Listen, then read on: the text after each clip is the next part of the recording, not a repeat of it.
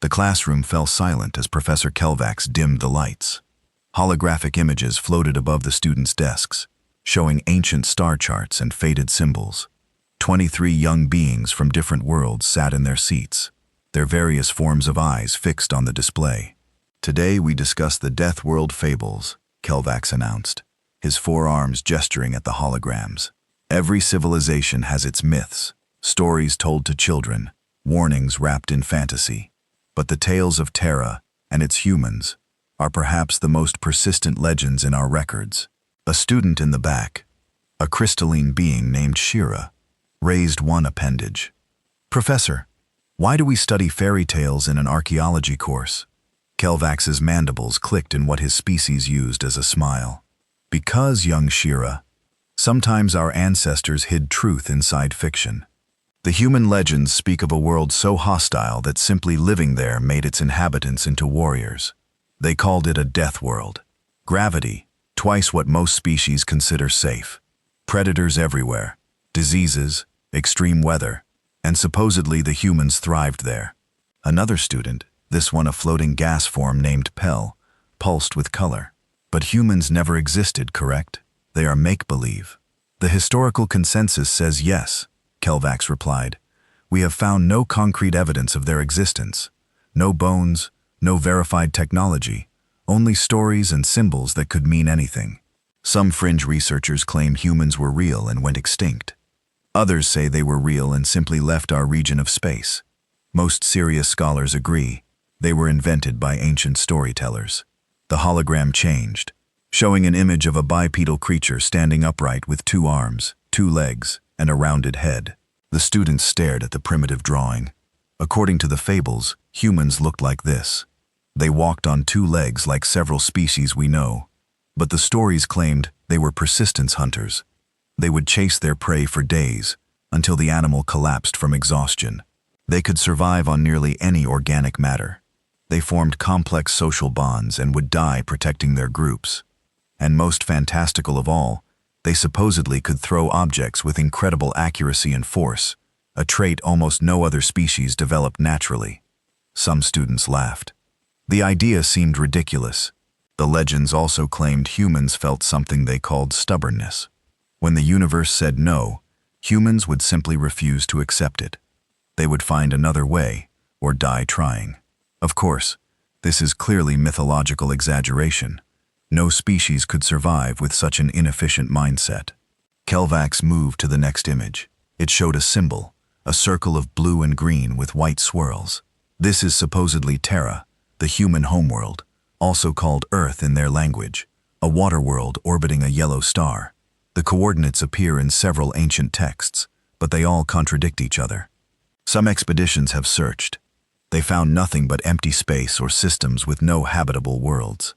The lecture continued for another hour, covering various human myths, stories of humans splitting atoms for power, humans leaving their world in primitive chemical rockets, humans making music and art even during wars. All of it filed neatly under ancient mythology, suitable for academic discussion, but nothing more. As the students filed out, chattering about their next classes, none of them knew that across the galaxy, the Concordat Council was making a decision that would change everything. The council chamber orbited a neutron star, its shields shimmering against the radiation. Inside, representatives from 47 species gathered in the vast circular room. At the center podium stood Chairman Voss, a tall reptilian being with purple scales and calculating eyes.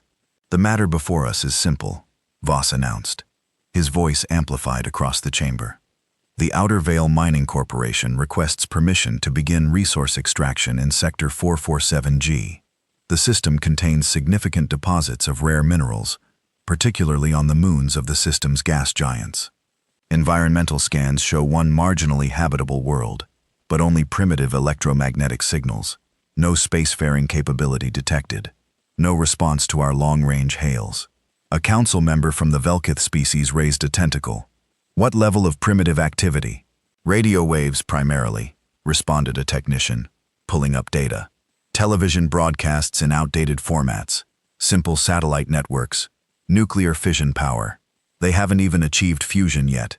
Based on our development scales, They are at least 500 cycles away from space colonization. Any archaeological significance to the system? Asked another council member. The technician checked his files. The system designation matches. Curious. It matches several old coordinate sets in the Terra Legends, but we've investigated dozens of Terra Legend systems. All have proven empty or misidentified. This is likely another false match. Murmurs spread through the chamber. The Terra Legends were known to everyone like stories of ghosts or ancient gods. The humans again, Voss said with amusement in his voice. Those persistent fairy tales. Well, if the humans were ever real, they are certainly long gone now. And these primitives in Sector 447G show none of the legendary human characteristics. No spacecraft, no quantum communications, no advanced weapons, just radio chatter and chemical rockets that barely reach their own moon. What about the Prime Protection Directive? Asked a younger council member. Should we not leave primitive species alone until they develop space travel? Voss's eyes narrowed. The Protection Directive was created to prevent cultural contamination. However, these beings will not even know we are there. Our mining will occur in their outer system, far from their world. They lack the sensors to detect us. By the time they develop space travel, we will have completed extraction and departed. They will never know we existed. The vote was called. 41 council members approved. 6 abstained. None voted against. The Outer Vale Mining Corporation received their permits within hours. Within days, their fleet entered Sector 447G. Within weeks, massive mining platforms surrounded the moons of the system's largest gas giant. Harvester ships carved into asteroids. Refinery stations processed millions of tons of ore. The third planet from the star, the one with the primitive radio signals, was noted in logs and ignored. It was a blue and green world with white clouds, orbiting a yellow sun exactly as the Terra Legends described, but that was clearly coincidence. The galaxy was vast. Many worlds looked similar. The mining supervisor, a being named Texol, stood on the command deck of the primary mining station. Through the viewport, he watched harvester drones pull apart a small moon, extracting its mineral-rich core. "Productivity is exceptional," reported his assistant. "We're ahead of schedule by 20%. At this rate, we'll complete the contract in half the estimated time." "Excellent," Texol replied. "Inform the corporation. They will be pleased." "Sir, we have detected some unusual activity from the inner system," the assistant said, checking a scanner. "The primitive world has launched several new satellites in the past week, and there's been an increase in encrypted signals." Texol glanced at the data, unconcerned. "Primitives upgrade their technology constantly. It's normal development. As long as they stay on their world, they are irrelevant to our operation." What Texol didn't know was that 12 light minutes away, in an underground facility beneath the surface of the planet humans called Earth, alarms were screaming. Massive holographic displays showed the mining fleet in perfect detail. Every ship, every station, every drone was tracked and categorized. General Sarah Martinez stood in the command center, her jaw tight as she watched the alien fleet strip mine humanity's outer solar system. Around her, dozens of officers monitored stations, their faces grim. "They're taking Jupiter's moons apart," reported an analyst. 3 of them are already gone. They'll reach Europa in 6 days at their current pace. "Any hostile moves toward Earth or Mars?" Martinez asked. "Negative. They seem focused entirely on resource extraction. Our stealth satellites show no weapons charging, no scouts approaching inner system. They either don't know we're here or don't care." Martinez turned to her communications officer. "Status on the Lunar Farside facility? All personnel are on high alert. Professor Chen's team has been evacuated to the underground sections. They're monitoring the situation. For decades, humanity had maintained a policy of silence. When their long-range telescopes and quantum sensors had first detected the Galactic Concordat, the decision had been made at the highest levels. Earth would watch and wait. They would learn about this galactic community before revealing themselves. They would appear primitive, while secretly advancing far beyond what any of the alien species had achieved. It had been a controversial decision, but recent human history had taught hard lessons. Humanity had nearly destroyed itself 3 times before finally achieving peace. The scars of those wars still marked the Earth. When faced with an entire galaxy of unknown species, caution seemed wise.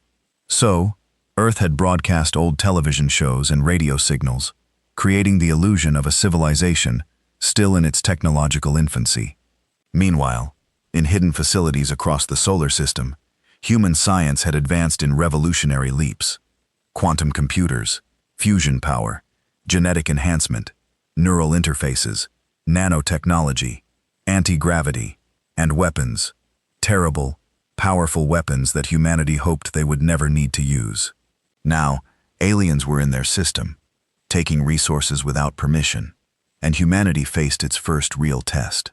"General, we're receiving a priority transmission from the Security Council," an officer announced. Martinez accepted the connection. The faces of 12 individuals appeared on her screen, representing Earth's unified government. "General Martinez, what is the situation?" asked Secretary General Okonkwo. "The alien mining operation continues. They've established a major presence in the outer system. No direct threat to Earth yet, but they're destroying our solar system's resources without even asking permission. They're ships," Okonkwo said carefully. "Could we stop them if needed?" Martinez allowed herself a thin smile. "Mr. Secretary, we could stop them before they knew they were in a fight. Our technology is centuries beyond theirs, but that would reveal our true capabilities. The question is whether we want to make that revelation now." "The Council is divided," Okonkwo admitted. "Some want immediate action, others want to continue observing. We're calling for a vote within 24 hours. Until then, maintain alert status, but take no offensive action." "Understood, sir." The transmission ended. Martinez turned back to the displays, watching the alien fleet tear apart humanity's solar system piece by piece. Her hands clenched at her sides. "Ma'am," called out another officer, "we have a problem. One of the mining ships has entered lunar orbit. They're scanning the surface. Can they detect our far side base?" "Negative. It's too deep and too well shielded." But what?" The officer's face went pale. "Ma'am, they're preparing a kinetic impactor. It looks like they're going to test the moon's structural integrity for potential mining operations." Martinez's blood went cold. "Where will it impact?" The officer checked the trajectory calculations. His hand shook as he entered the data. "Direct hit on the far side. Grid section 7. That's right on top of Research Station 12. Martinez finished. 3,000 people. "We have 18 minutes to evacuate," the officer said. "There's no time," Martinez replied. "The evacuation tunnels would take 40 minutes minimum. We can't." She stopped, making a decision that would change the course of history. "Activate the base shields. Full power. If they detect the energy signature, so be it. We're not letting our people die." "Yes, ma'am." The order shot across space at light speed. On the moon's far side, ancient shield generators hummed to life. Technology far beyond anything the aliens had ever encountered. Energy barriers invisible to the naked eye formed a dome over the research station. 4 minutes later, a 10-ton projectile of compressed metal slammed into the lunar surface at 30 kilometers per second. The impact was visible from Earth, a bright flash on the moon's dark rim. But where there should have been a crater, there was only scorched rock. The shield had held. The station beneath was untouched. On the mining ship, alarms blared. The crew stared at their sensors in confusion and growing fear. "Sir," the sensor operator said slowly, "the kinetic impactor. It was deflected by some kind of energy field. A field that just appeared exactly where we were about to strike." Texel stared at the data, his mind struggling to comprehend. "That's impossible. The primitives don't have shield technology. We've monitored them. They're centuries away from..." Every console on the bridge went dark. Then they flickered back to life, displaying a single message in perfect Concordat standard language. "Leave our system now." Across the solar system, every single mining ship, every station, every drone received the same message simultaneously. The electromagnetic spectrum erupted with encrypted signals, far more advanced than anything the Concordat used. And from the third planet from Earth, a dozen objects launched into space, accelerating at speeds that should have been impossible. In the council chamber, billions of kilometers away, Chairman Voss received an emergency transmission from the mining fleet. Texel's terrified face filled the screen. "Mr. Chairman, we have a situation. The primitives? They're not primitive.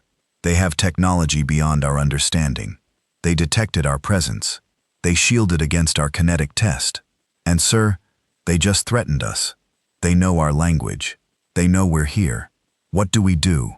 Voss stared at the transmission, his mind reeling. He pulled up the system designation. Sector 447G. Third planet from a yellow star.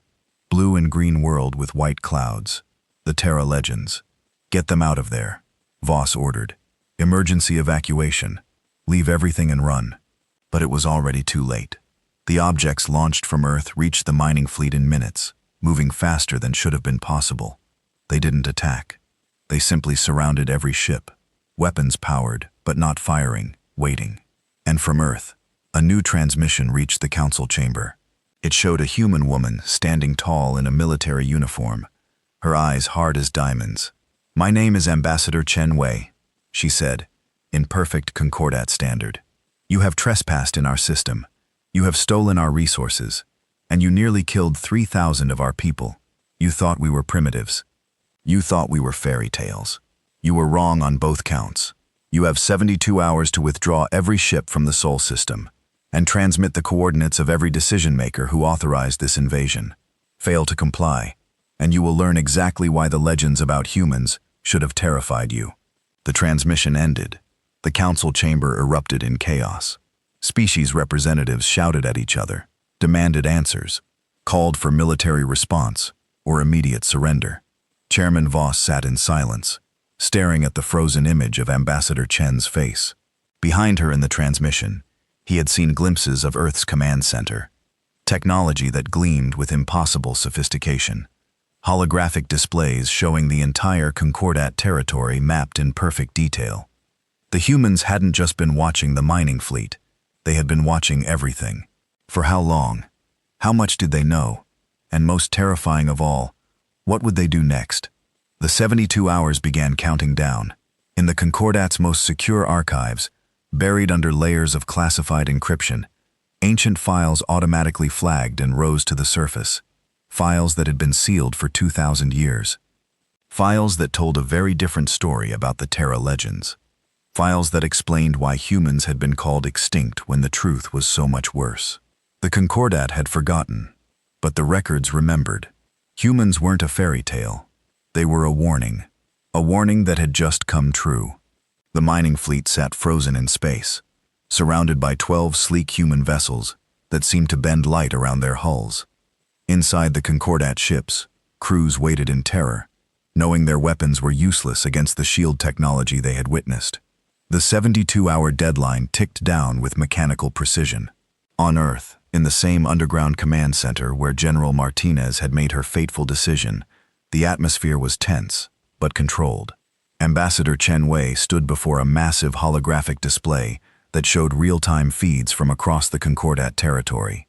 47 species, thousands of worlds, all connected by quantum communication networks that humanity had been secretly monitoring for 30 years.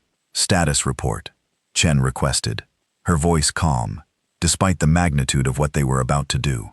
"All stealth observation posts report ready," replied Commander Jackson, a tall man with gray hair and steady hands. "We have eyes on every major Concordat military installation. Their fleet positions, weapon capabilities, shield frequencies, everything is cataloged. And our fleet? Battle Group Terra is in position at the system's edge. Battle Groups Luna, Mars, and Titan are on standby in hidden positions throughout the Sol system. We have numerical disadvantage, but technological superiority of approximately 200 years. Chen nodded slowly. 200 years. That was the estimate of how far ahead human technology had leaped during their decades of isolation and focused development, while the Concordat had stagnated in comfortable superiority, never facing a serious threat. Humanity had pushed the boundaries of physics itself. Dr. Yamamoto, status on the quantum communication tap, a woman with intelligent eyes and quick fingers, dancing across a holographic keyboard, looked up. "We're into their network completely, Ambassador. They still don't know we're listening. Every communication, every order, every private message between council members, We hear it all. Good. Let's see how they respond to our ultimatum. The main display shifted to show the Concordat Council chamber. Through cameras that didn't exist in any official record, humanity watched their would-be invaders debate. Chairman Voss stood at the center podium, trying to maintain order as representatives shouted over each other. The crystalline Shrell ambassador demanded immediate military action. The gaseous Pell delegate urged caution and negotiation. The insectoid Vrex representative called for scientific investigation before any decisions were made. "Order!" Voss shouted, his voice cutting through the chaos. "We will proceed logically. First, we must determine if this threat is real or an elaborate hoax." "A hoax?" The Shrell ambassador's voice rang like breaking glass. "They disabled our mining fleet with a message. They deployed vessels that moved faster than our sensors could track. What more proof do you need?" "Admiral Kresh," Voss called, addressing a massive armored being in the corner of the chamber. "Your military assessment?" Admiral Kresh stepped forward. His species, the Vaktesh, known throughout the Concordat as the Supreme Warriors. His people had conquered 12 systems before joining the Concordat peacefully, their military might unquestioned. "The ships surrounding our mining fleet are unlike anything in our databases," Kresh said in a deep, grinding voice. "Their energy signatures suggest power generation capabilities that exceed our theoretical models. However, I see only 12 vessels. Even with superior technology, 12 ships cannot threaten the full might of the Concordat Navy. We have 40,000 warships. I recommend we send a peacekeeping force to remind these humans of the scale they face." "Peacekeeping force?" Chen muttered in the Earth Command Center, her tone dripping with irony. "Is that what we're calling invasion fleets now?" General Martinez stood beside her. "They're underestimating us." "Classic mistake." "Good," Chen replied. "Let them. The harder they come, the more clearly we demonstrate capability. Dr. Yamamoto, prepare the demonstration package. If they vote for military action, we'll need to educate them quickly." Back in the council chamber, the vote was called. Send a peacekeeping fleet to Sol system. Investigate the human claims. Secure Concordat assets. And demonstrate the consequences of threatening Concordat operations. The vote passed 38-9. Admiral Kresh wasted no time.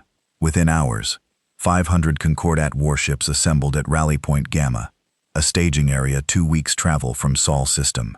These were not mining vessels or exploration ships. These were dreadnoughts, carriers, destroyers, and cruisers. Ships designed for war, carrying weapons that could crack continents and boil oceans. The fleet departed with great ceremony. Concordat media covered it extensively. "Peacekeeping fleet responds to mysterious threat," read the headlines. Experts were interviewed. Military analysts predicted easy resolution. Some species expressed concern about potential first contact protocols. But these voices were drowned out by confidence and curiosity. Nobody in the Concordat expected what happened next. The peacekeeping fleet traveled for 13 days through faster-than-light transit lanes. On the 14th day, they dropped out of FTL at the outer edge of the Sol system, weapons charged, and sensors sweeping space for targets. They found 3 ships waiting for them. 3, not 300 or 3,000. 3 single vessels, each roughly the same size as a Concordat cruiser. Hanging motionless in the void like patient predators, Admiral Kresh, commanding from his flagship Unbreakable Will, studied the sensor data with confusion. "Only 3? Where is their fleet? This must be an advanced scout group." "Sir, we're receiving a transmission," reported the communications officer. On screen, Ambassador Chen appeared, but she wasn't in a command center anymore. She stood on what appeared to be the bridge of one of the 3 human vessels, surrounded by displays and crew members, working with calm efficiency. "Admiral Kresh," she said, pronouncing his name perfectly. "You have entered the Sol system with an invasion fleet. This is your final warning. Turn back now, or we will be forced to demonstrate why that would be the wiser choice." Kresh's mandibles clicked in amusement. "I have 500 warships. You have 3. Your mathematics is as primitive as your understanding of power. Surrender your vessels and submit to Concordat authority. We will show mercy if you comply immediately." Chen's expression didn't change. "I gave you a chance. Remember that." The transmission ended. Kresh turned to his tactical officer. "Target those 3 ships. Fire when ready." 500 ships opened fire simultaneously. Energy beams that could vaporize mountains lanced through space. Missiles with antimatter warheads streaked toward the human vessels. Kinetic weapons moving at relativistic speeds created deadly trajectories. None of it reached the targets. The 3 human ships simply flickered and disappeared, moving faster than Concordat sensors could track. They reappeared scattered throughout the enemy fleet, moving between ships like ghosts. And then they began their demonstration. The first human ship fired a single pulse of blue energy at a Concordat destroyer. The beam didn't explode the ship. Instead, it passed through the destroyer's shields, as if they didn't exist, and touched the hull. Instantly, every system on the destroyer died. Power, life support, weapons, communications, propulsion, everything went dark.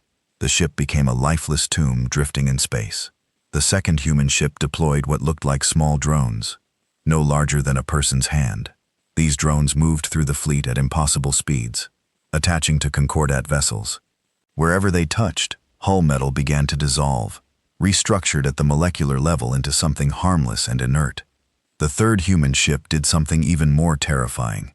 It simply appeared next to Kresh's flagship, close enough that crew members could see it through the viewports. It did nothing, just hung there. Weapons powered but not firing. Waiting. A message was clear. We could destroy your flagship at any moment. We're choosing not to. The battle, if it could be called that, lasted 6 minutes. When it ended, 312 Concordat warships were disabled, their crews alive, but helpless. The remaining ships' weapons had proven completely ineffective against human shields and speed. Not a single human vessel had been scratched. Impossible, Kresh whispered, staring at his tactical displays in disbelief. This is impossible. Sir, incoming transmission from the humans, his communications officer said, voice shaking. Chen appeared again. Behind her, Admiral Kresh could see human crew members working calmly, as if the last 6 minutes hadn't been a complete paradigm shift in galactic power dynamics.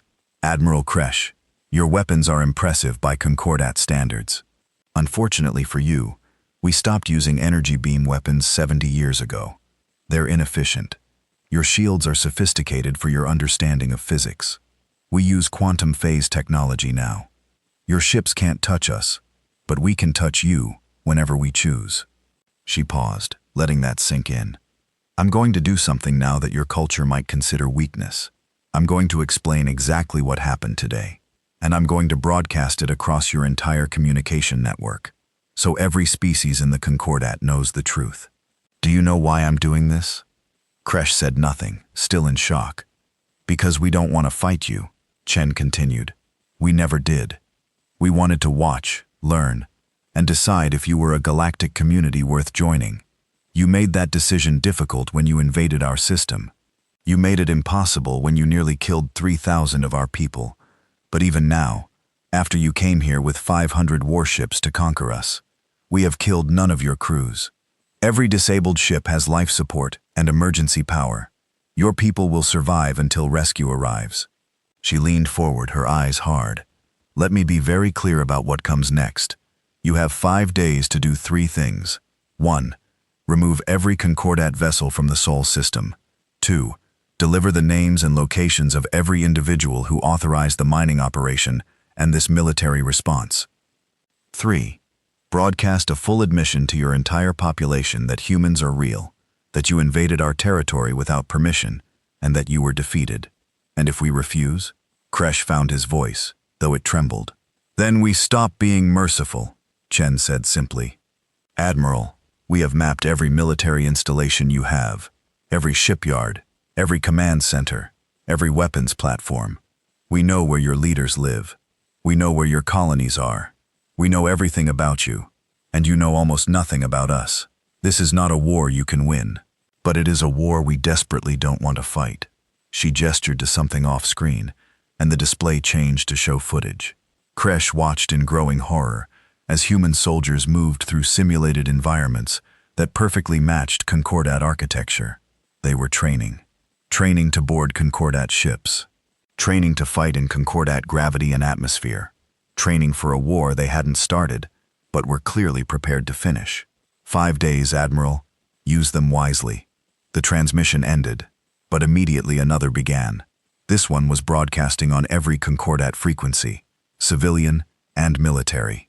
Every screen across 47 species showed the same thing: complete footage of the battle that had just occurred, from multiple angles, showing with undeniable clarity how easily humanity had defeated the peacekeeping fleet. And then, Chen's message played for everyone. The reaction was immediate and catastrophic. On Concordat homeworlds, panic spread. The military, the source of security and protection for thousands of years, had been brushed aside like insects. The humans, the fairy tales, the legends, were real and were vastly more powerful than anyone had imagined. Concordat networks exploded with arguments. Some species called for immediate surrender. Others demanded total war, unwilling to accept this sudden fall from power. Scientists begged for an explanation of how humans had achieved such technological superiority. Religious leaders claimed it was judgment for forgotten sins. In the archives, the ancient sealed files began to circulate. Fringe historians who had always suspected the truth about humans started publishing their research. The pieces came together slowly, then all at once. 2,000 years ago, humanity had first encountered the Concordat's predecessor empire. That empire, arrogant and powerful, had attacked human colony ships, enslaved human prisoners, and experimented on human captives. The humans, newer to space and less numerous, had seemed like easy victims. The war that followed had nearly destroyed the old empire. Human fleets had appeared from nowhere, using guerrilla tactics and weapons that pushed ethical boundaries. They had been brutal, efficient, and absolutely unwilling to surrender. The war had ended not with human defeat, but with a negotiated peace, after humans demonstrated they could reach the Empire's home world. And then humanity had done something unexpected. They had left. They had taken their surviving colony ships, returned to Earth, and vanished. The old Empire, ashamed of losing to a newer species and desperate to maintain face, had rewritten the histories. They declared humans extinct, made them into legends, convinced themselves the threat was gone. But humanity hadn't died. They had been watching, learning, growing stronger, and now, after the Concordat had carelessly stumbled into Sol's system and attacked them, humanity was back. In Earth's command center, Chen watched the Concordat networks with satisfaction. They're learning, finally understanding what they've woken up. 5 days is optimistic, General Martinez noted. Their government is fracturing. Some species want to comply, others want to fight. This could turn into a civil war before they even respond to us. That's their problem to solve, Chen replied. We've shown them the carrot and the stick. Now they decide which they prefer. Dr. Yamamoto cleared her throat. Ambassador, we're intercepting private communications between Admiral Kresh and Chairman Voss. Should I play it? Yes. The recording played. Kresh's voice was defeated, broken. Mr. Chairman, we cannot fight them. I have never said this in my entire military career, but we cannot win this war. Their technology is beyond our comprehension. I recommend immediate compliance with all human demands. Voss responded, his voice tired. The Council is in emergency session. The Vaktesh Empire wants to escalate. They refuse to believe 3 ships could truly defeat 500. They think you're exaggerating, or that our weapons malfunctioned. Then let them come and see for themselves, Kresh shouted. Better yet, send the Vaktesh Emperor himself. Maybe when his flagship is disabled in 30 seconds, he'll understand reality. There was a long pause. Then Voss said quietly, Admiral, we need time. The population is panicking. Governments are collapsing. Species are threatening to leave the Concordat.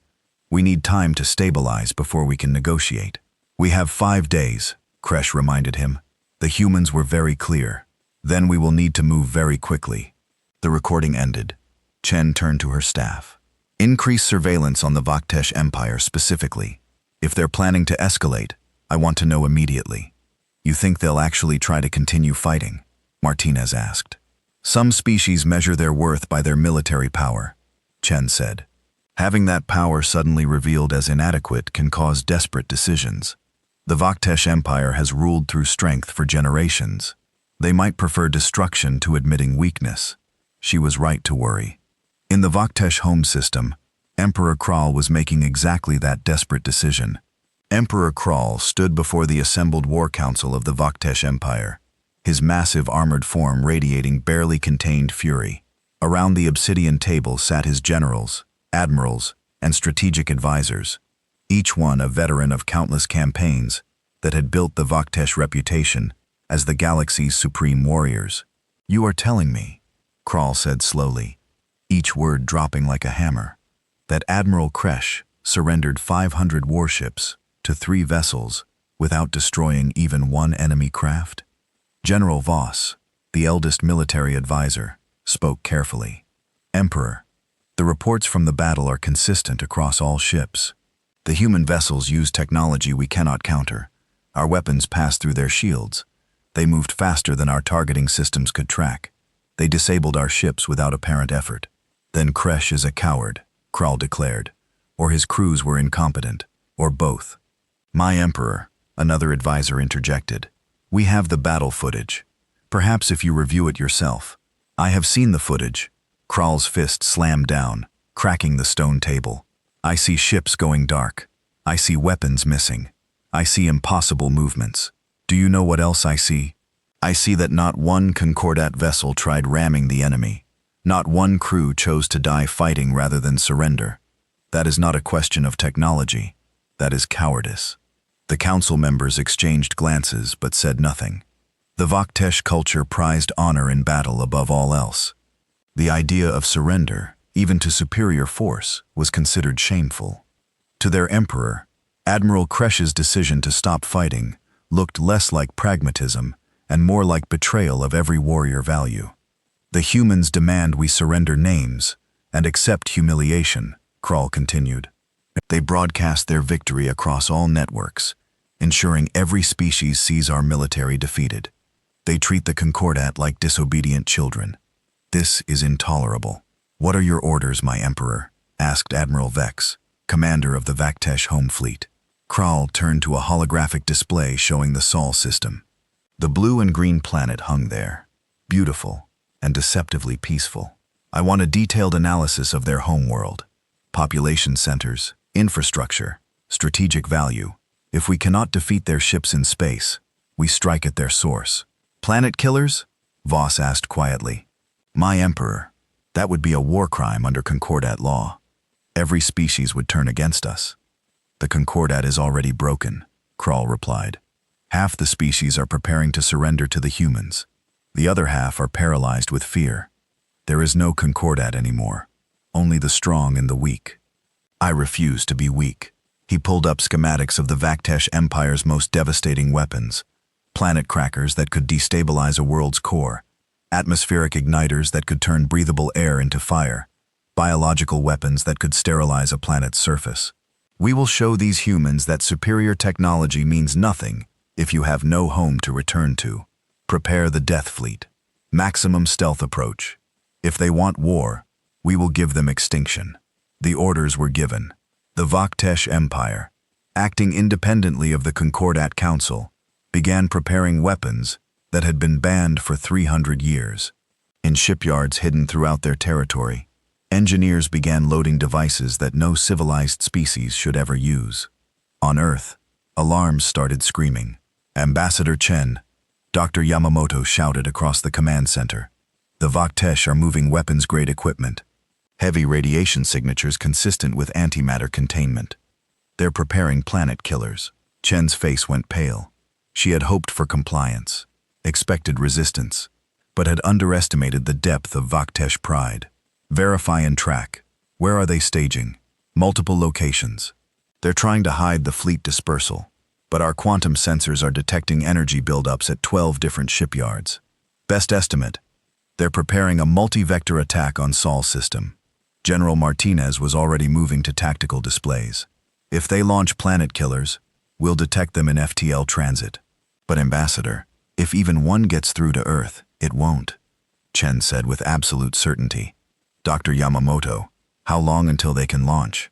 48 hours at minimum. They're rushing, which means safety protocols are being ignored.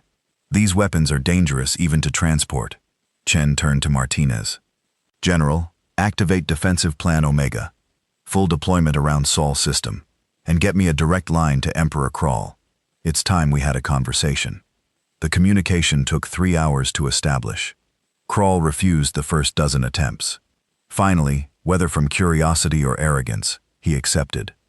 His face filled the screen, a brutal visage of armored plates and cold eyes. The human who humiliated the Concordat. You should feel honored that I grant you an audience.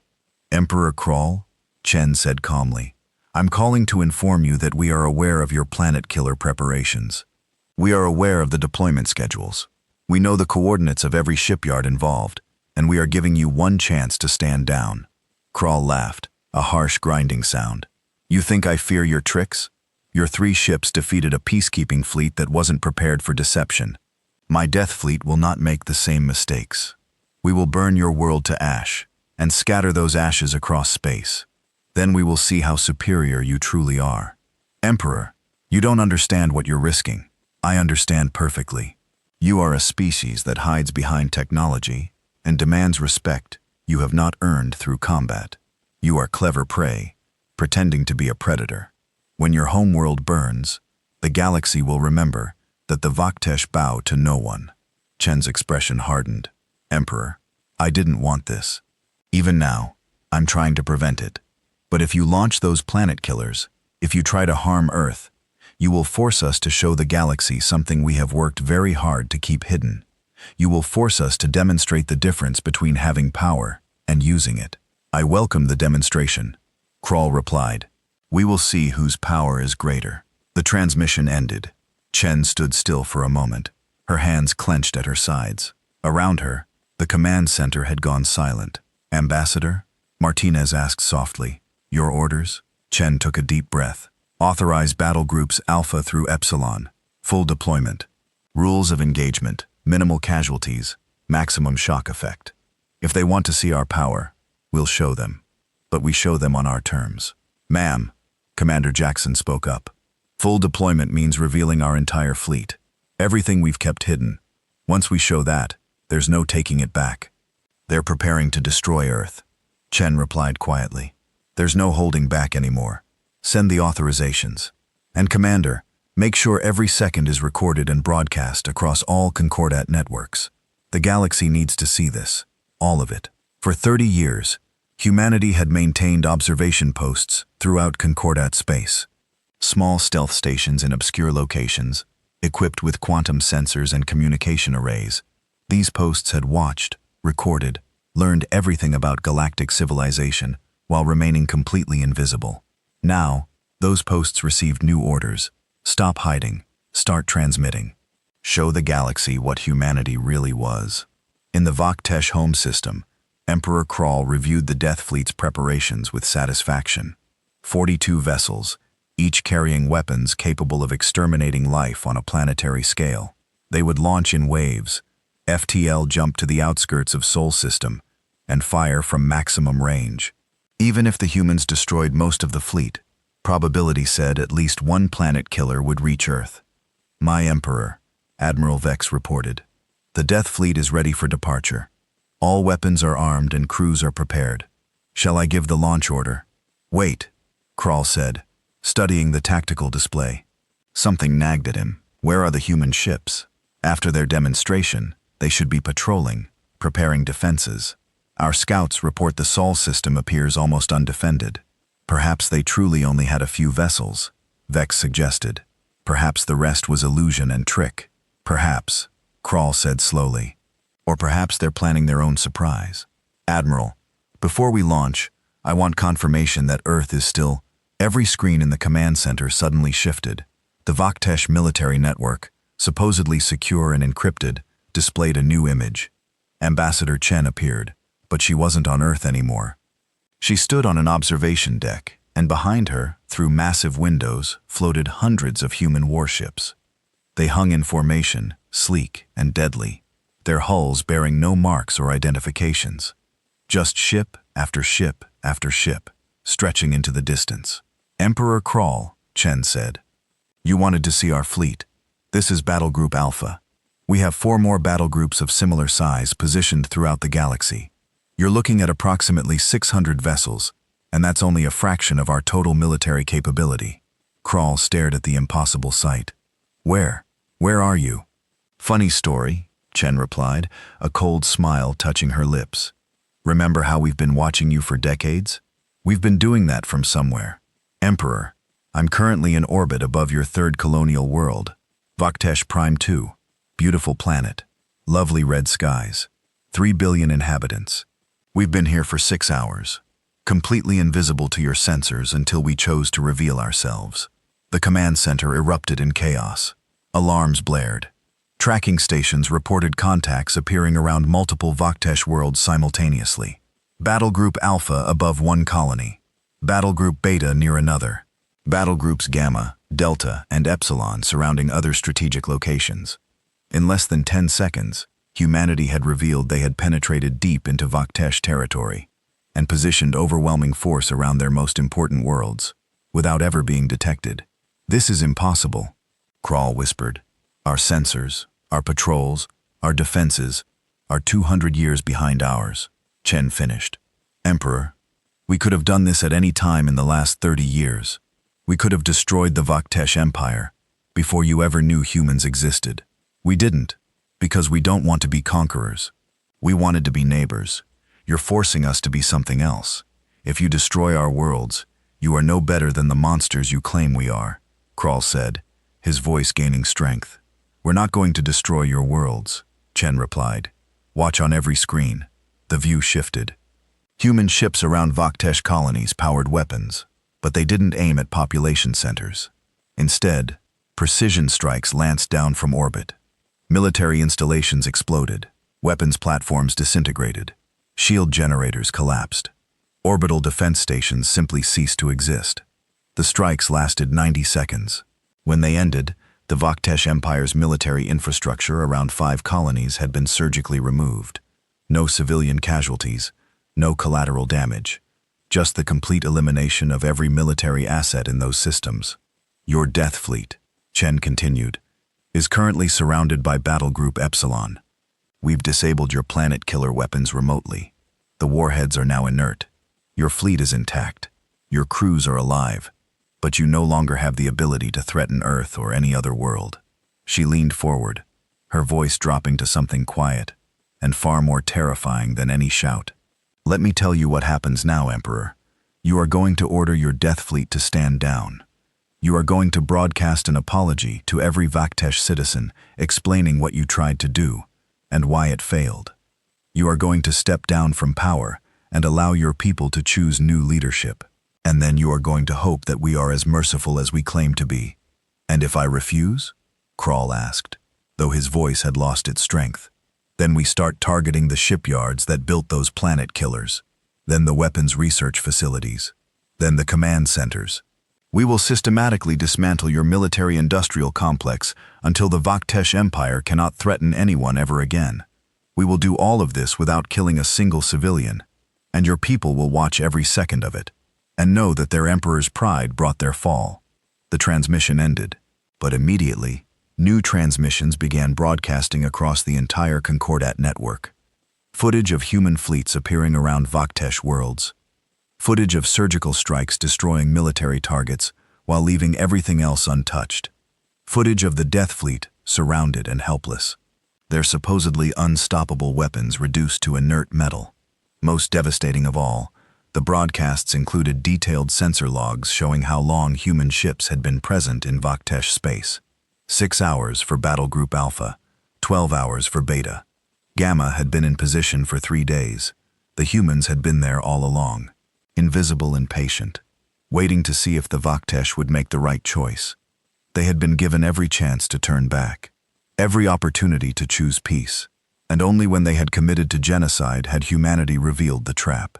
In the Vaktesh command center, Crawl stared at the screens in silence. Around him, his generals and advisors waited for orders that didn't come. The Emperor, who had ruled through strength and intimidation for 40 years, had just learned a painful truth. There was always someone stronger. My Emperor, Admiral Vex asked quietly, what are your orders? Crawl was silent for a long moment. Then slowly, he removed the ceremonial blade from his belt. In Vaktesh culture, This gesture signaled formal surrender and acceptance of defeat. "Broadcast my message to all Vaktesh worlds," Kral said, his voice hollow. "I have failed as emperor. I let pride blind me to reality. I nearly brought extinction to our people through my arrogance. The Death Fleet is to stand down immediately. All cooperation will be given to the humans, and I formally request that human leadership tell our people what I could not admit. We were beaten before we even began." The message broadcast across Vaktesh space within minutes. The reaction was instantaneous. Some celebrated, relieved that war had been averted. Some raged, furious at their emperor's surrender. Most simply felt shock at seeing their supposedly invincible military revealed as hopelessly outmatched. But more than anything, a single question spread across all 47 Concordat species, asked in 1,000 different languages. If humans could do this to the Vaktesh, the strongest military in known space, what could they do to anyone else? On Earth, Chen watched the broadcasts with tired eyes. "General Martinez, recall all battle groups except Alpha. Have them return to Sol System. We've made our point." "The Concordat Council is requesting immediate communication," Dr. Yamamoto reported. "Chairman Voss wants to talk. Tell him we'll talk in 24 hours. We need to let this sink in first. Besides, we have preparations to make." "Preparations for what?" Martinez asked. Chen turned to look at Earth through the command center's main viewport. The blue and green world spun peacefully, unaware of how close it had come to destruction. Preparations for first contact. Real first contact. Not threats and demonstrations, but actual diplomacy. The Concordat knows what we can do. Now, we need to show them who we are. That's going to be much harder. The Concordat Council chamber had never been so crowded. Every species representative was present, along with military advisors, legal experts, and historians. The atmosphere was tense with fear, uncertainty, and something else. Hope that somehow the situation could be resolved without further humiliation or destruction. Chairman Voss stood at the central podium, looking older than he had just days ago. The weight of recent events showed in his posture, in the way his hands gripped the podium edge. "This emergency session is called to address the human situation," he announced. 5 days ago, we learned that humans are real and possess technology far beyond our own. 3 days ago, we watched them defeat a 500-ship fleet with 3 vessels.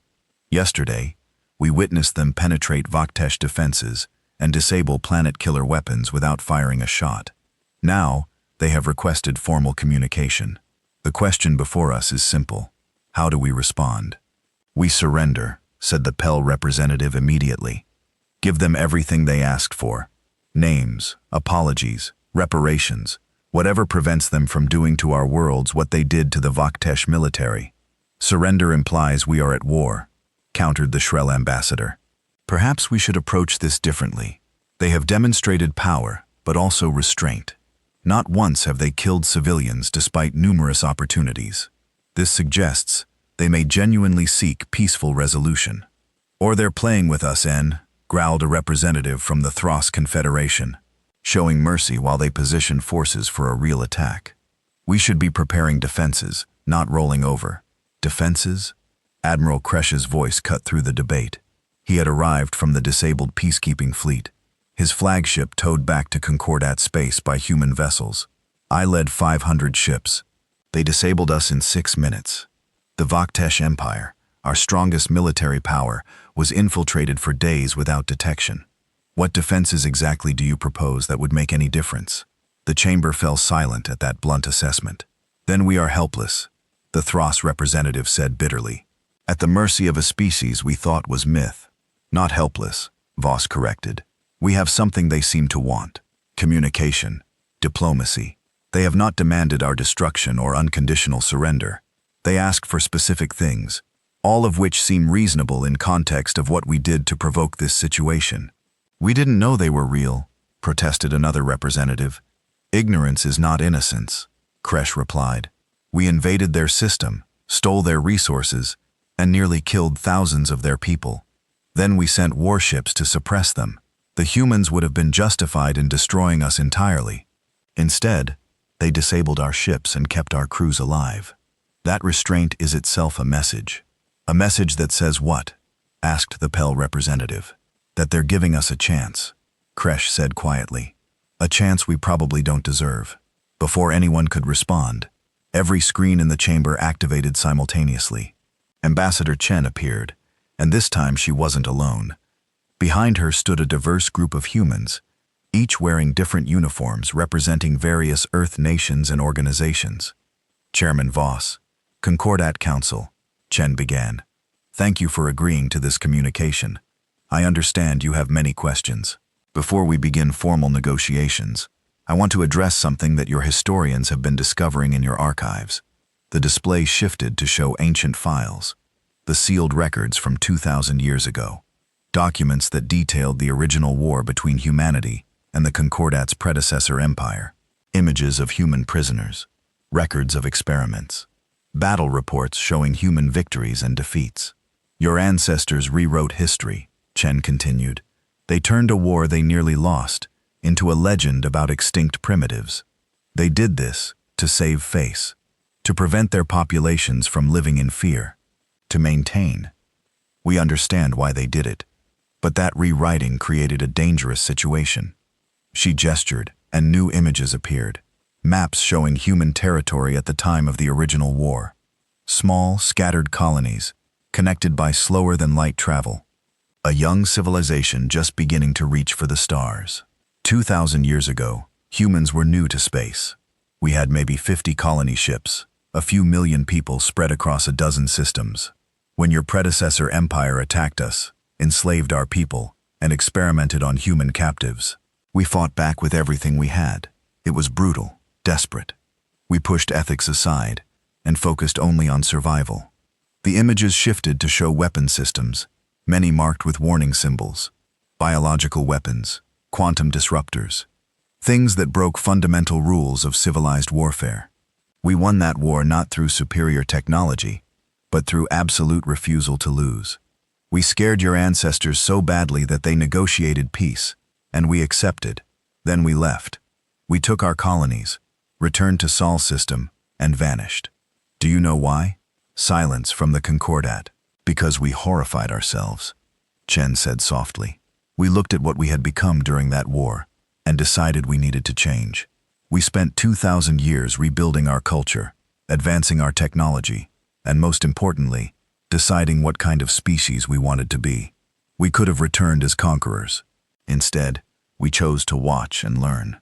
For 30 years you spied on us, the Shrell ambassador said. You infiltrated our space, monitored our communications, mapped our defenses. How is that the action of a peaceful species? Because we remembered what happened last time we made first contact, Chen replied. We rushed into galactic society, unprepared, and nearly died for it. This time we wanted to understand who we were dealing with before revealing ourselves. And honestly, what we saw gave us hope. She pulled up images of Concordat civilization, medical advances, peaceful trade, scientific cooperation, cultural exchanges between species. You built something good here. 47 species working together mostly peacefully. You have laws protecting civilians, treaties preventing genocide, scientific academies sharing knowledge. This is the kind of galactic community we hope to find. That's why we kept watching instead of attacking. Then why reveal yourselves now? Voss asked. If you were content to observe, what changed? You came to our home, Chen said simply. You entered Sol System without permission and started taking our resources. We could have tolerated that, with communication, with compensation. But then you nearly killed 3,000 of our people. At that point, we had to respond. No species can allow that level of aggression without consequences. So you demonstrated overwhelming force, Voss said. You showed us we are helpless before you. We showed you that violence against us has costs, Chen corrected. But we also showed restraint. Every Concordat crew member we disabled is alive. Every Vaktesh colony we visited remains intact. We could have killed millions. We killed none. That was intentional. She paused, letting that sink in. Chairman Voss, members of the Concordat, we are not here to conquer you. We are here to ensure this never happens again.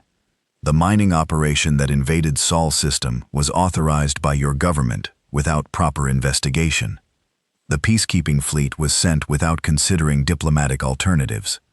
Emperor Kral tried to launch planet killers without understanding what he was facing. All of this happened because you forgot we existed and never bothered to verify whether the Terra legends were true. And now you want to join you. What? The Thros representative asked. Tribute? Territory? Submission? We want justice, Chen replied. And we want to join you. That caused an uproar. Representatives began shouting over each other, demanding clarification, expressing disbelief. Voss had to call for order 3 times. Your response to our ultimatum was clear, Chen said. You have provided the names of everyone involved in authorizing the Sol system operations. You have publicly admitted what happened. You have offered reparations. Those things satisfy our immediate demands. Now we need to discuss long-term solutions. The display changed again, showing a proposal document titled Concordat Reformation Treaty. We propose a new galactic organization, Chen explained. One that includes humanity as an equal member. One with actual enforcement mechanisms to prevent what happened to us from happening to anyone else. One with mandatory investigation protocols before any species enters another's territory. One with severe penalties for first contact violations. You want to rebuild the Concordat with yourselves at the top, the Shrell ambassador said. We want to rebuild it with everyone at the same level, Chen corrected, including us. We will submit to the same laws we propose. We will allow inspection of our military capabilities. We will share technology where appropriate. We will be partners, not rulers. Why should we trust you? Asked the Pell representative. You have all the power. You could demand anything. Because power without trust is just tyranny, Chen replied. And we learned 2,000 years ago that being tyrants makes us into something we don't want to be. Look at what we did in the past week. We could have destroyed the mining fleet. We let them live. We could have killed Admiral Kresh and his crews. We disabled their ships instead. We could have glassed Vaktesh colonies. We only targeted military installations. She leaned forward, her voice carrying absolute sincerity. We are trying to show you through actions that we mean what we say. We don't want to rule you. We don't want to conquer you. We want to join you, but we will not join a system that allows what happened to us to happen again. The individuals who authorized this whole operation, Voss said carefully, you want them brought to justice. What does that mean? Trial, Chen said immediately. Public, fair, with legal representation. We will provide evidence. They will have the right to defend themselves. Guilty verdicts will result in sentences appropriate to the crime. We are not interested in revenge executions or torture. We want justice that the galaxy can witness and accept as legitimate. And if we refuse, the Thros representative challenged, then we withdraw to Sol system and maintain our isolation. Chen replied, we will not attack you, but we will also not help you. And when the next crisis comes, when some species develops technology that threatens the Concordat, when some war erupts that you can't contain, we will stay home and watch. Is that really what you want? To have the most advanced species in the galaxy as neutral neighbors instead of active partners? It was a brilliant argument because it wasn't a threat. It was an offer with clear alternatives. Join us and gain our support, or leave us alone and manage without it. No violence, no coercion, just choice. The Concordat Council deliberated for 6 hours. Representatives called home for guidance. Military advisors ran simulations. Legal experts reviewed the proposed treaty. Historians provided context on similar situations in galactic history. Finally, Voss called for a vote. The question was simple. Accept humanity's proposal for Concordat reformation and partnership, or reject it and accept humanity's withdrawal from galactic affairs. The vote was 43-4 in favor of acceptance. The 4 dissenting votes came from species with strong military traditions who couldn't accept the sudden shift in galactic power dynamics. But even they acknowledged the logic of the decision. The Concordat Council accepts your proposal, Voss announced formally. We agree to reformation under the principles you outlined. We agree to justice proceedings for those responsible for the Sol incident, and we welcome humanity as partners in building a better galactic community. Chen smiled, a genuine expression of relief. Thank you, Chairman. Now comes the hard part. actually making it work. But I'm optimistic. We've spent 30 years studying you.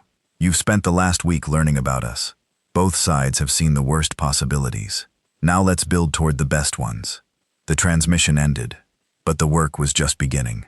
Over the following weeks, human and Concordat legal teams assembled for the war crimes trials. The proceedings were broadcast live across all 47 species networks, a spectacle of justice that the galaxy had never witnessed. The trials were meticulous. Every piece of evidence was presented. Every defendant had legal representation. Every argument was heard. The humans proved to be surprisingly fair prosecutors, focused on establishing facts rather than scoring emotional points. Thexol, the mining supervisor, was found guilty of negligence and unauthorized resource extraction. His sentence: 15 years of community service in Sol system, helping rebuild the lunar colony he had nearly destroyed. Chairman Voss and several council members were found guilty of authorizing military action without diplomatic investigation. Their sentences: removal from office and 20 years of public service in Concordat refugee assistance programs. Emperor Kral was found guilty of attempted genocide for the Planet Killer authorization. His sentence: life imprisonment with the possibility of parole after 50 years, contingent on demonstrated rehabilitation.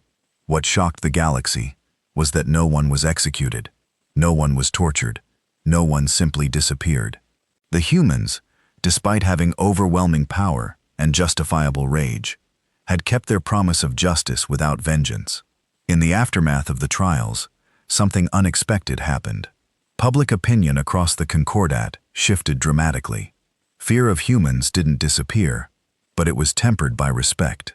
Species that had considered themselves powerful realized they were middle tier at best. Species that had felt vulnerable now had a powerful ally, and everyone understood that there were rules now, enforced not by threat of death, but by certainty of consequences. The Concordat Reformation Treaty was signed 3 months after first contact. Humanity officially joined as the 48th member species, with one critical addition. They held veto power on any military action until such time as the Concordat demonstrated consistent peaceful behavior for 50 years. It was a reasonable compromise. The Concordat gained access to human technology, military protection, and medical advances. Humanity gained partnership with thousands of worlds and integration into galactic society. Both sides gave up some sovereignty for greater collective security. On Earth, Ambassador Chen stood in her office, looking at a hologram of the treaty signing. Around her, framed on the walls, were images from the past months: the disabled peacekeeping fleet, the Vaktesh colonies under human blockade, the trial proceedings, and finally, representatives from 48 species standing together as the reformed Concordat was established. "We did it," General Martinez said, standing beside her. "We went from myth to reality, to partners in less than 4 months. History will remember this. History will remember that we had power and chose mercy." Chen replied, "That's more important than the technology or the battles.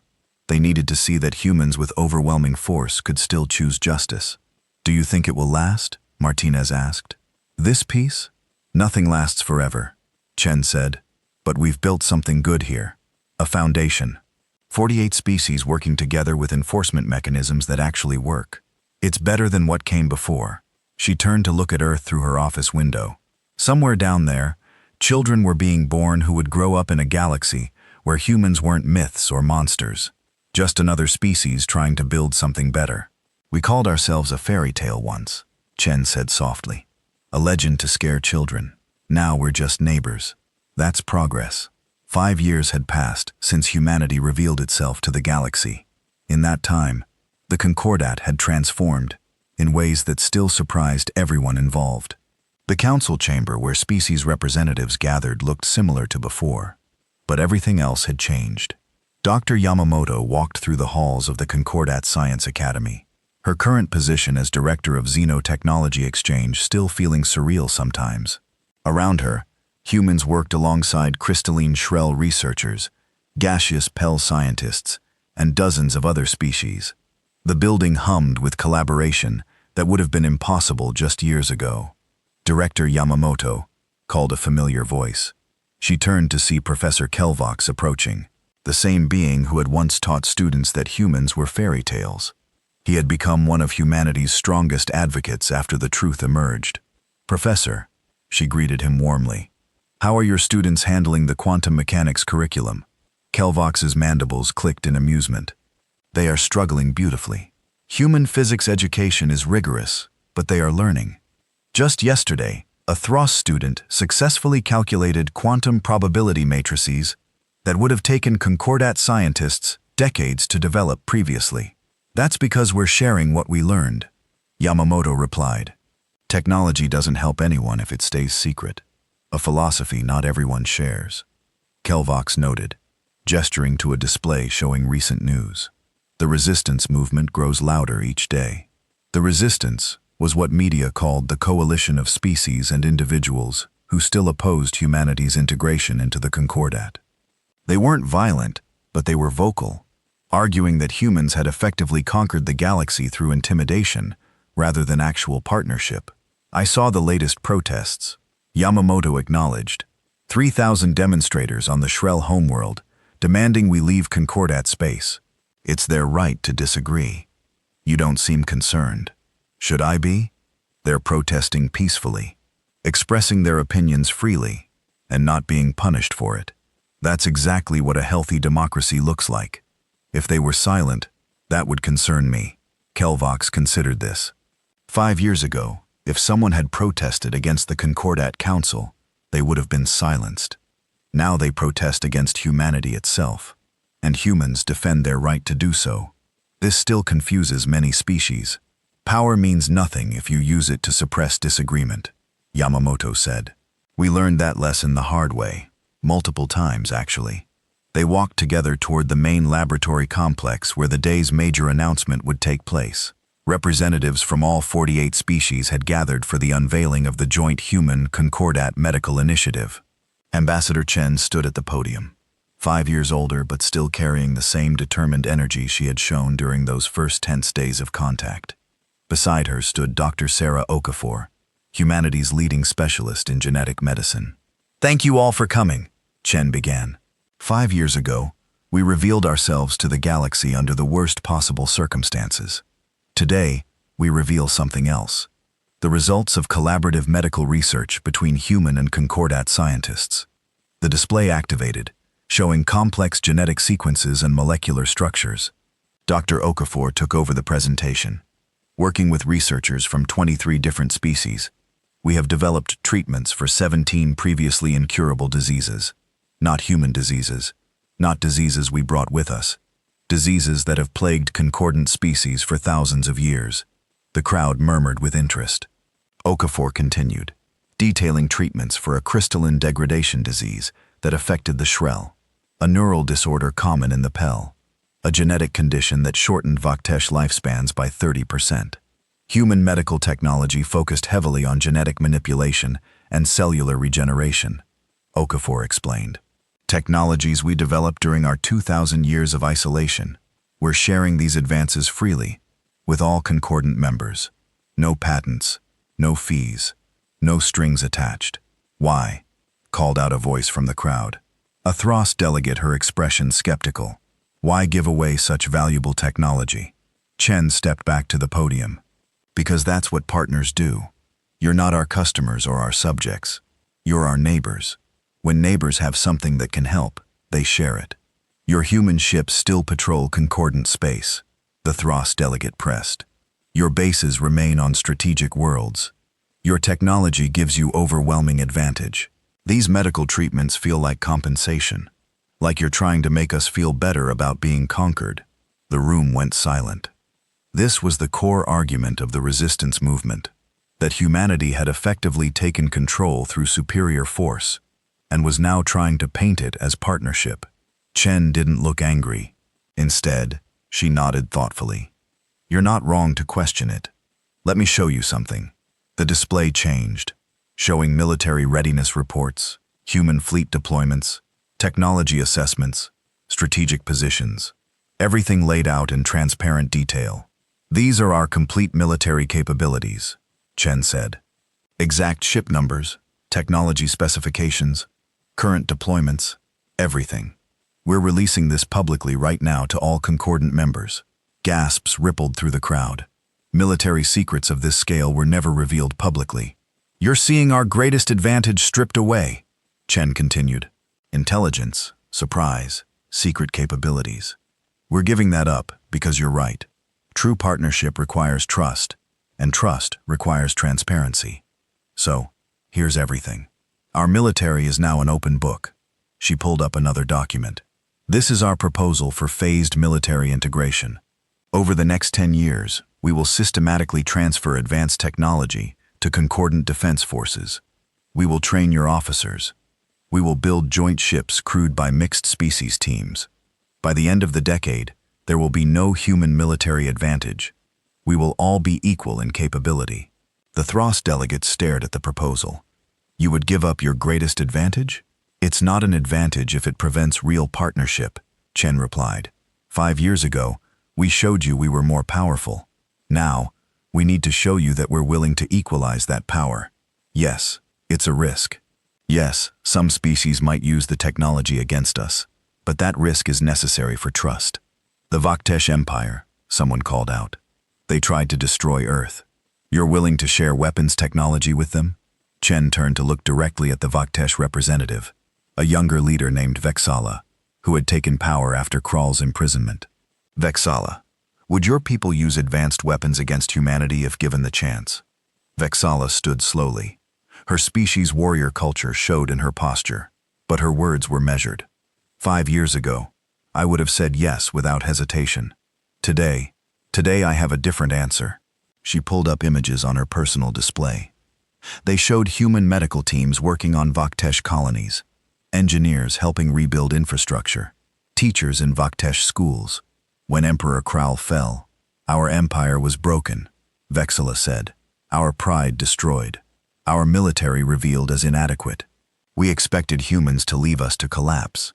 Instead, they sent aid, medical supplies, technology, food shipments when our agricultural systems failed. They helped us when they had every reason to let us suffer. She gestured to a human doctor in the crowd, a woman named Dr. Lisa Park. Dr. Park spent 3 years on Vaktesh Prime, treating a plague outbreak. She saved 11 million lives. My daughter was one of them. So when you ask if we would use weapons against humanity, I say no. Not because we fear them, but because they earned something more valuable than fear. They earned our respect.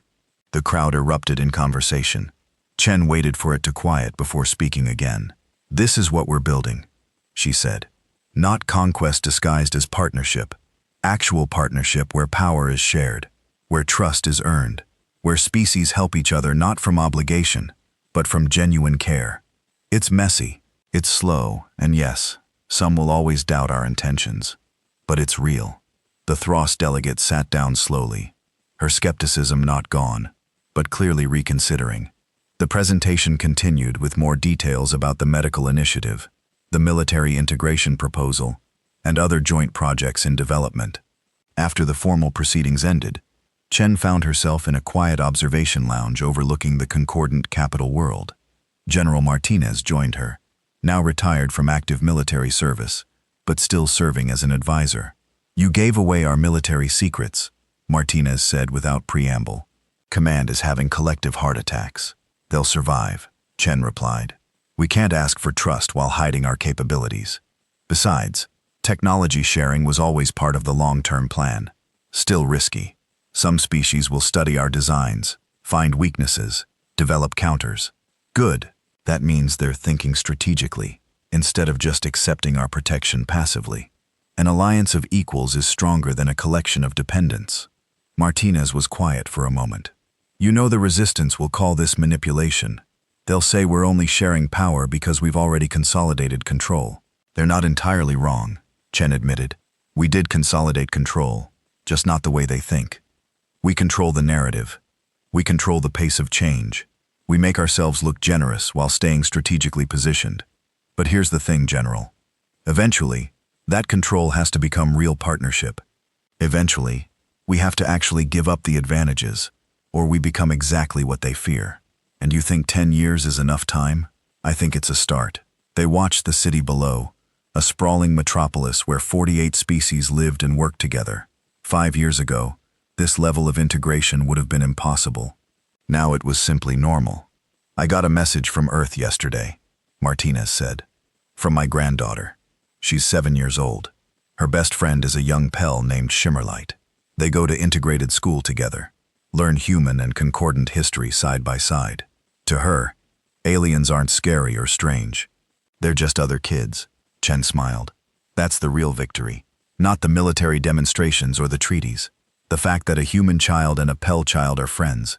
That's what changes the galaxy." Across the city in a small apartment, that very conversation was happening. A young girl named Emma sat at a desk doing homework while a floating ball of colored gas pulsed beside her. Shimmerlight, the Pell child, helped her with math problems while Emma helped Shimmerlight practice reading Human Standard. "My grandfather says humans used to be myths," Shimmerlight said. "Stories to scare children. Now you're just Emma. That's funny. My teacher said your people used to be invisible to our sensors," Emma replied. "We didn't even know you existed. Now you're just Shimmer. That's funny too." They laughed. The easy laughter of children who didn't care about history, or politics, or military capabilities. They cared about finishing homework so they could go play. In a hospital on the Vaktesh homeworld, Dr. Lisa Park finished her shift, treating patients with the new genetic therapies. Her Vaktesh assistant, a young warrior caste member named Thrax, helped her review the day's cases. 17 successful treatments today, Thrax noted. "The crystalline degradation cure works even better than projected. We should publish the result."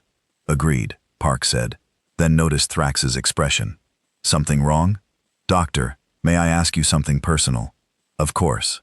5 years ago, my people tried to destroy your world. We built weapons to kill billions of your people. Yet you came here and saved millions of ours. Why?" Park considered the question carefully. "Because the people who tried to destroy Earth were leaders making terrible decisions. The people dying in hospitals were just people who got sick. They weren't responsible for Emperor Krall's choices. Why should they suffer for his mistakes? In Vaktesh culture, we believe a species is defined by its actions during war. Humans defeated us completely, but killed no one. Then you came and healed us. This defines your species as something we have no cultural framework for. You are not conquerors, not prey, not neutral observers. What are you?" Park smiled. "We're trying to be good neighbors. Sometimes we succeed, sometimes we fail, but we keep trying. Good neighbors," Thrax repeated slowly. "We will need to add that category to our cultural database." Meanwhile, in the deep archives of the Concordant Historical Library, Professor Kelvax worked with a team of researchers examining the original Terra legends. With human cooperation, they had access to actual historical records now. Comparing myth to reality, the legends said humans were persistence hunters who never gave up, noted a young Shrell researcher. That part was accurate. The legend said they could survive on any world and turn hostile environments into homes, added a Pell historian. Also accurate. Earth was genuinely a death world by Concordat standards. The legend said they would die protecting their families. Kelvox read from an ancient text that they formed bonds so strong nothing could break them. We saw this when they revealed themselves to protect the lunar colony. He pulled up another document, one of the original war records from 2,000 years ago. But here's what the legends got wrong. They painted humans as unstoppable warriors who knew no mercy. The reality is more complex. They were desperate survivors who went too far in self-defense, then pulled back when they won, because they didn't like what they had become. So the myths were partially true, the Shrell researcher said.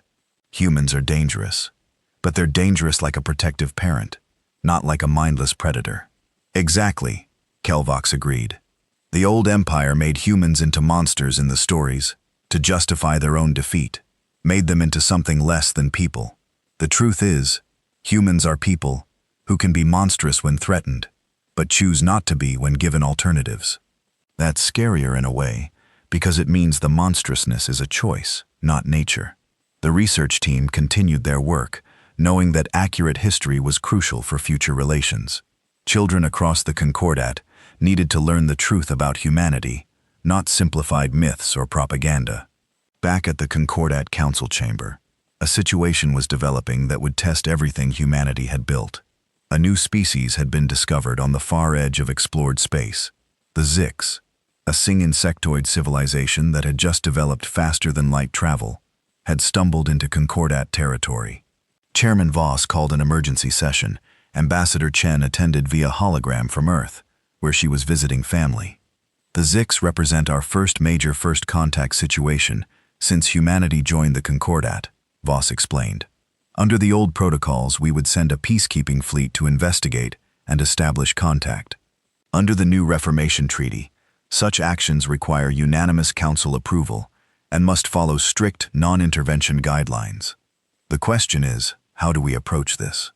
Carefully, Chen said immediately. The Zix don't know anything about us. They've just achieved FTL. They're probably terrified and excited in equal measure. Whatever we do, we cannot repeat what happened with humanity. No unauthorized entry into their space, no resource extraction, no assumptions about their capabilities. I propose a joint human Concordat first contact team, suggested the Pell representative. Show them from the beginning that we are a diverse community.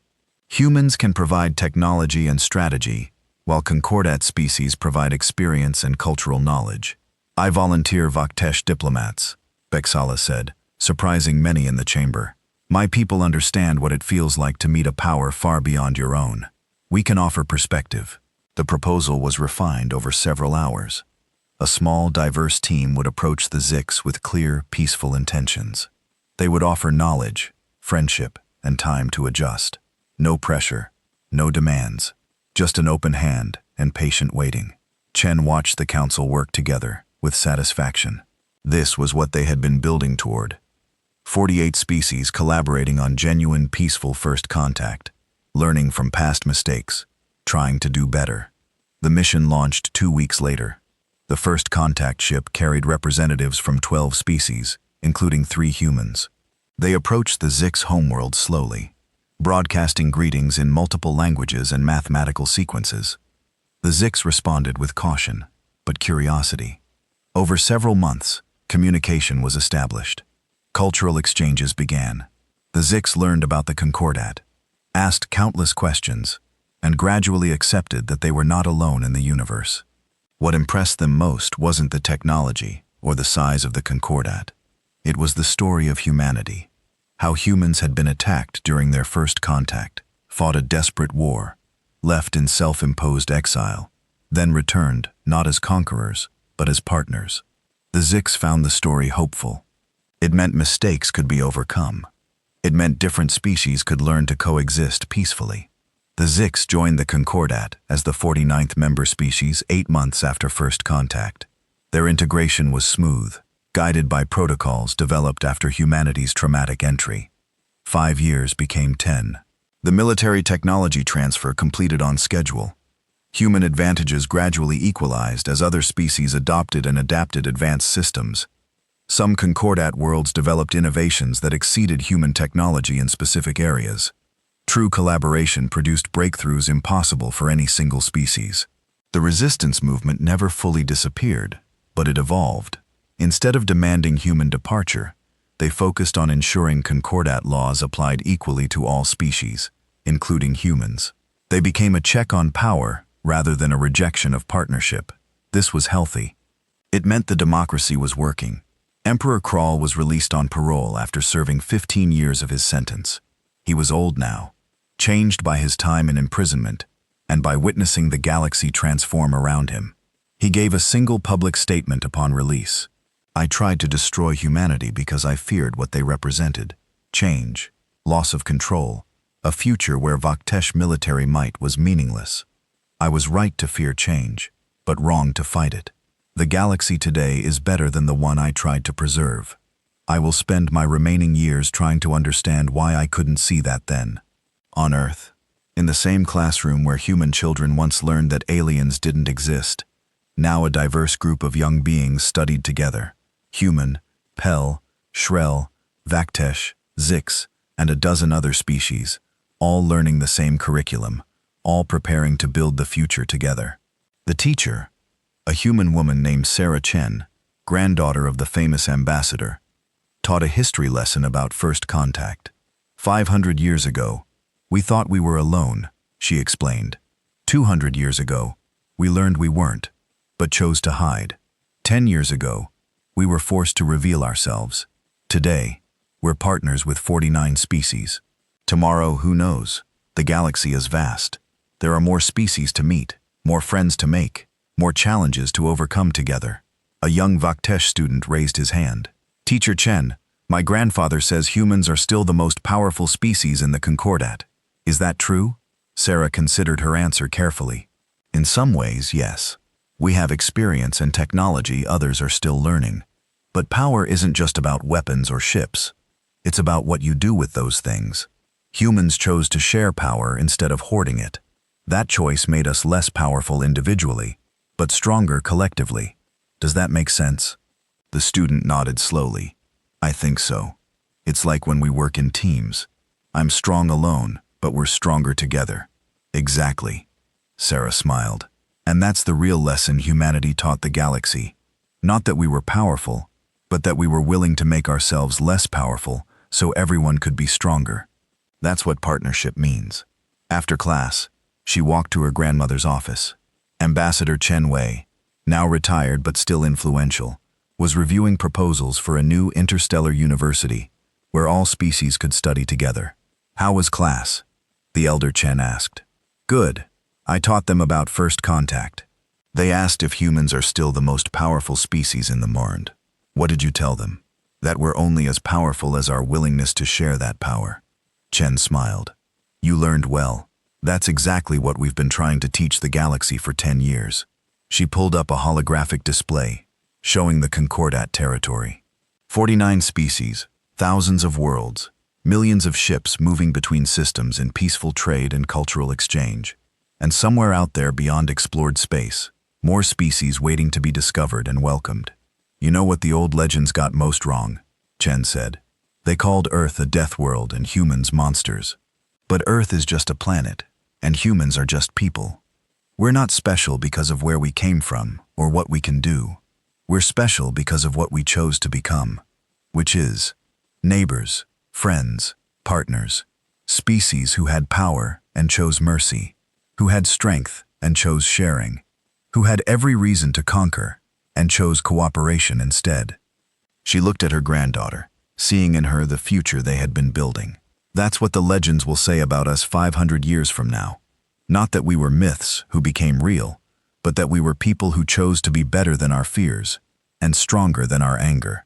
Outside the window, Earth spun peacefully in space. Around it, ships from dozens of species came and went, bringing trade, knowledge, and friendship. The blue and green world, that had once broadcast fake primitive signals to hide from the galaxy, now served as a symbol of what could be achieved when species worked together. In the Concordat Council Chamber, a new symbol had been added to the walls.